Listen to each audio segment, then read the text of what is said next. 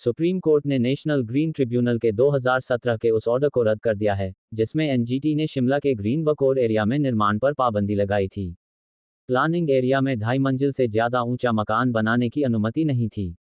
शीर्ष अदालत में न्यायाधीश BR गवई, न्यायाधीश PK मिश्रा और न्यायाधीश संदीप मेहता की खंडपीठ ने यह फैसला सुनाया है।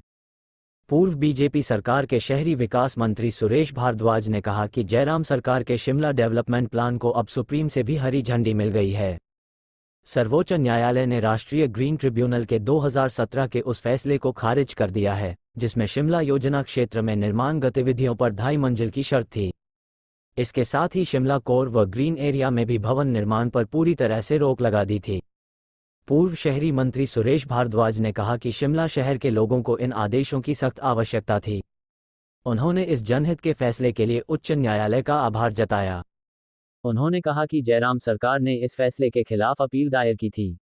एनजीटी के इन आदेशों को सेट एसाइड यानी खत्म करते हुए राज्य सरकार को नए प्लान के मुताबिक ही इस क्षेत्र में भवन निर्माण की मंजूरी देने के आदेश दिए हैं।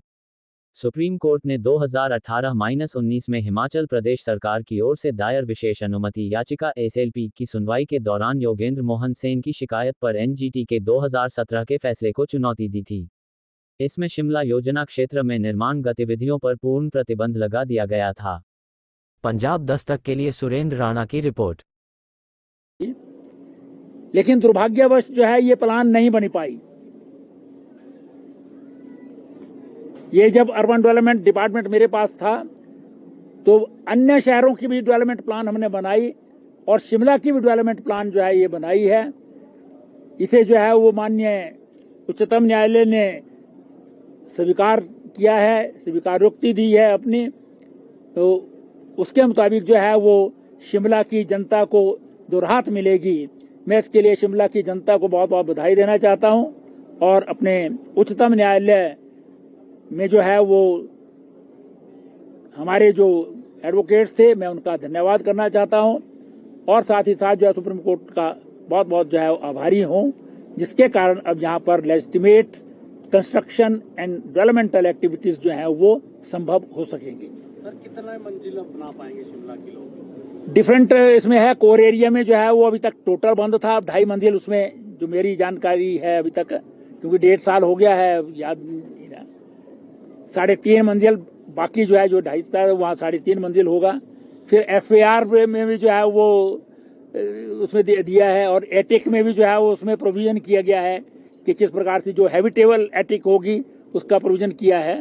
हालांकि हमारी नई सरकार ने भी एटिक में उन्होंने तो वैसे ही बढ़ा दिया और क्यों बढ़ाया वो भी जानकारी है मुझे, लेकिन हमने जो डेवलपमेंट प्लान में दिया था उसके मुताबिक हैबिटेबल एटिक जो है बन सकती है, वो सारा जो है प्रोविजन उसमें किया गया है। और बहुत लेजिटिमेट, ना बहुत ऊंची ना बहुत मतलब आप जो है जमीन पर ही रहेंगे ऐसा भी नहीं होगा।